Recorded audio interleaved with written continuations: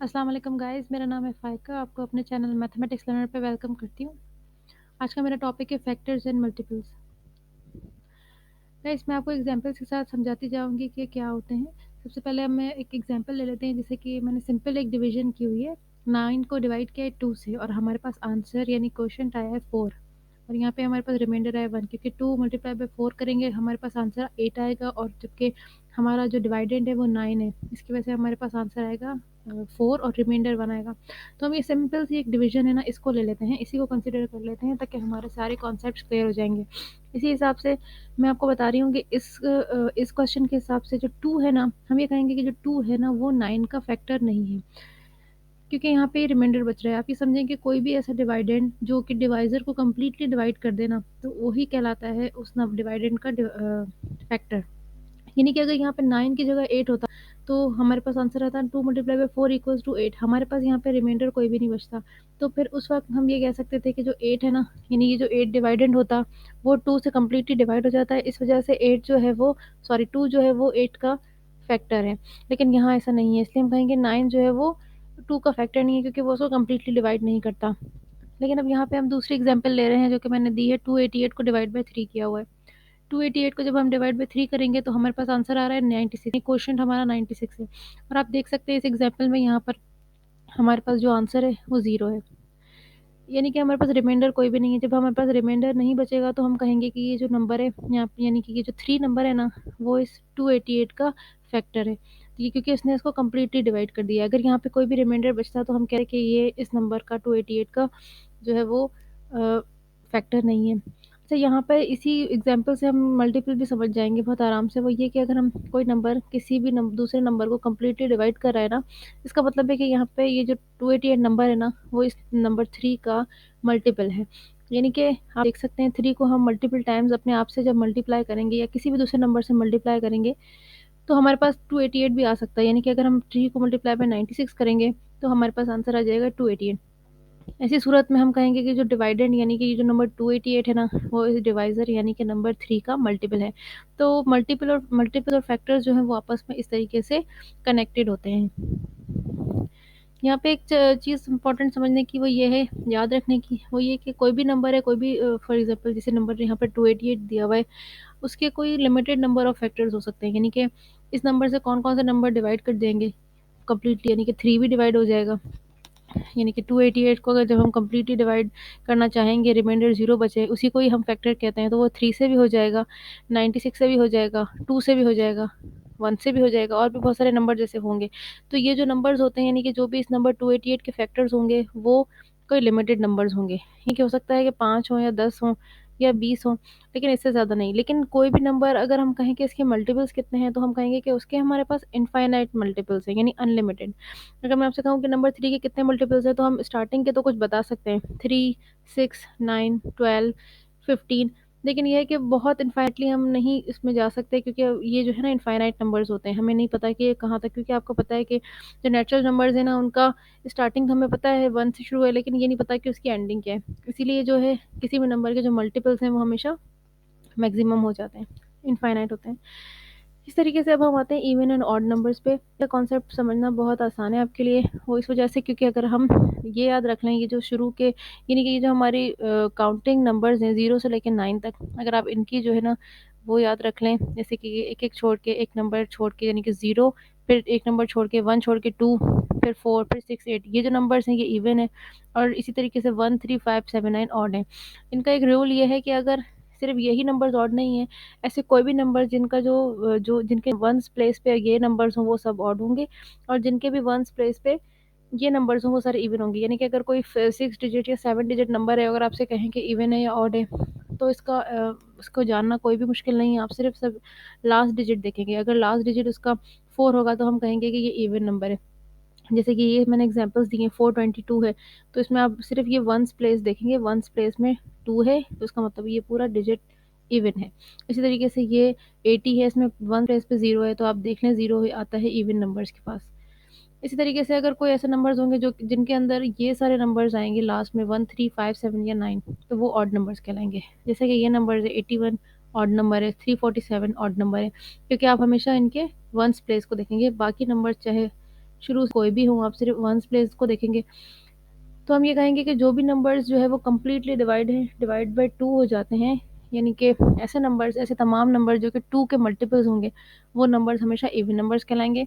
और ऐसे तमाम नंबर्स जो कि टू के मल्टीपल्स नहीं होंगे, जैसे कि ये नंबर्स हैं 347, 423 वगैरह, ये सारे क्योंकि टू के मल्टीपल्स नहीं है, अगर हम इनको टू से डिवाइड करेंगे तो ज़रूर हमेशा वन रिमाइंडर बचेगा। तो हम कहेंगे ऐसे तमाम नंबर्स ऑड नंबर्स होते हैं। अच्छा गाइस, इसके बाद मैं आपको एक और टॉपिक पे ले जाती हूँ जिसका नाम है प्राइम एंड कंपोजिट नंबर्स में। ये बहुत इंटरेस्टिंग सा टॉपिक है, इस क्योंकि हम जो भी नंबर्स पढ़ते हैं, चाहे वो इवन है या ऑड हो, उनकी और भी प्रॉपर्टी होती है, वो ये कि या तो वो प्राइम नंबर हो सकते हैं या वो कंपोजिट नंबर हो सकते हैं। तो आप देख सकते हैं मैंने यहाँ पे एक पिक्चर लगा दी है। प्राइम नंबर वो होते हैं जिनके जो है वो दो फैक्टर्स होते हैं, सिर्फ दो फैक्टर्स होते हैं, यानी कि वन। मैंने अभी आपसे कहा था कि वन जो है वो एक बहुत स्पेशल किस्म का नंबर है। वन के नंबर की जो है वो बहुत सारी प्रॉपर्टीज के साथ साथ एक ये भी है कि वो हर नंबर का फैक्टर होता है। यानी कि आप कोई भी नंबर ले लें, टू ले लें, फाइव ले लें, या बहुत बड़ा 1 लाख ले लें नंबर, या 100 ले लें, कोई भी नंबर आप ले लेंगे, ज़रूरी है कि वन जो है वो हर उस नंबर का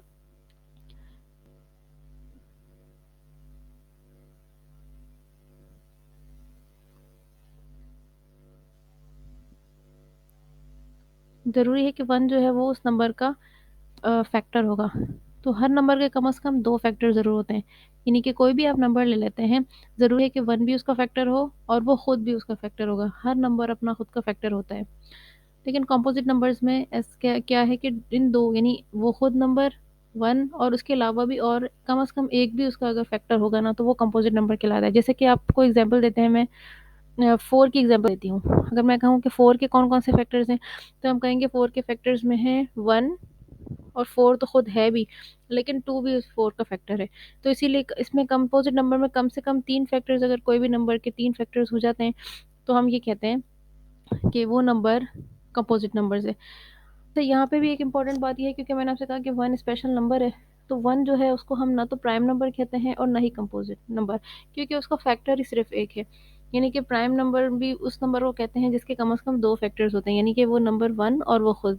लेकिन क्योंकि वन तो है ही सबसे छोटा नंबर और सबसे छोटा नेचुरल नंबर है, और उसका इसी वजह से हम उसको ना तो प्राइम कहते हैं और ना ही उसको हम कंपोजिट करते कहते हैं। तो ये इन दोनों में से किसी भी कैटेगरी में नहीं आता। एक और बात ये है कि आप ये बात भी देख लीजिए कि टू जो है वो सिर्फ इकलौता जो है प्राइम नंबर है, क्योंकि टू के भी सिर्फ दो ही फैक्टर्स हैं, टू खुद है और एक वन है। लेकिन जबकि इवन नंबर्स, आप जो भी इवन नंबर्स आप ले लें, यानी कि 4, 6, 8, 10, इन सबको आप देख लीजिए, हर नंबर के कम अज़ कम तीन फैक्टर ज़रूर हैं, तीन से ज़्यादा ही हैं, लेकिन कम अज़ कम तीन फैक्टर ज़रूर हैं।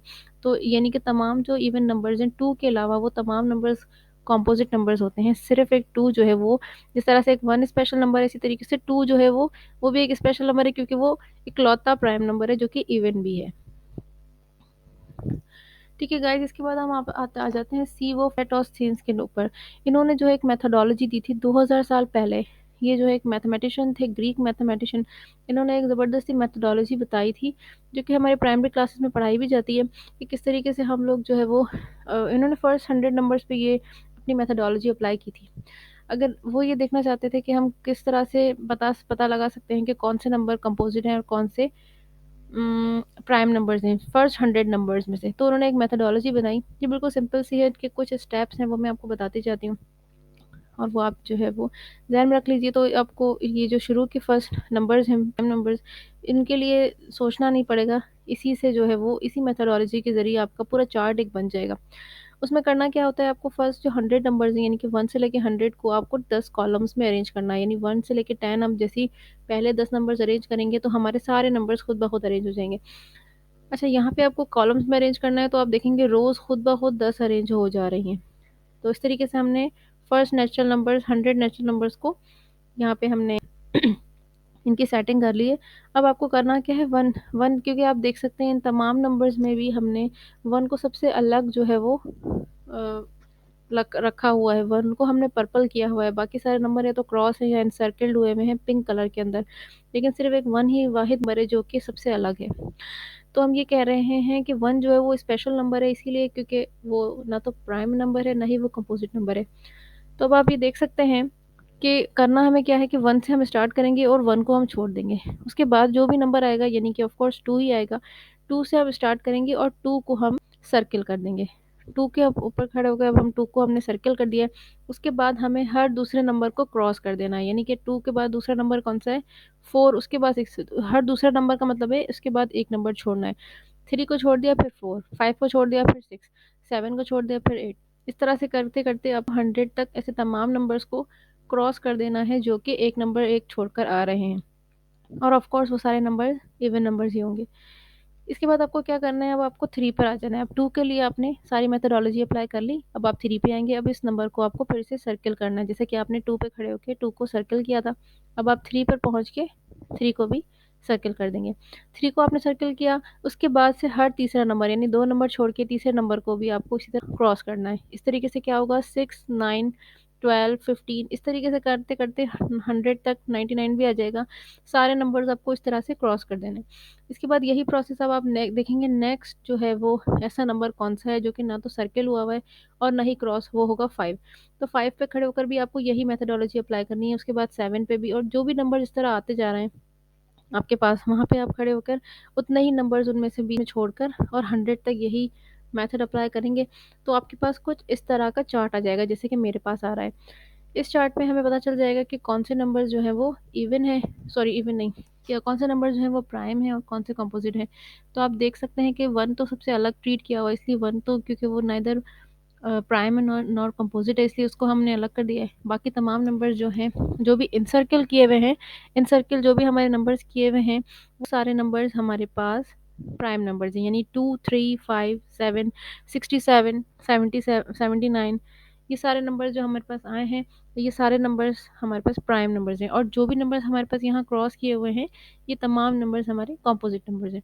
तो इस मेथोडोलॉजी के ज़रिए हम लोग पता लगा सकते हैं कि फर्स्ट 100 नेचुरल नंबर्स में से कौन से नंबर्स प्राइम हैं और कौन से कंपोजिट हैं।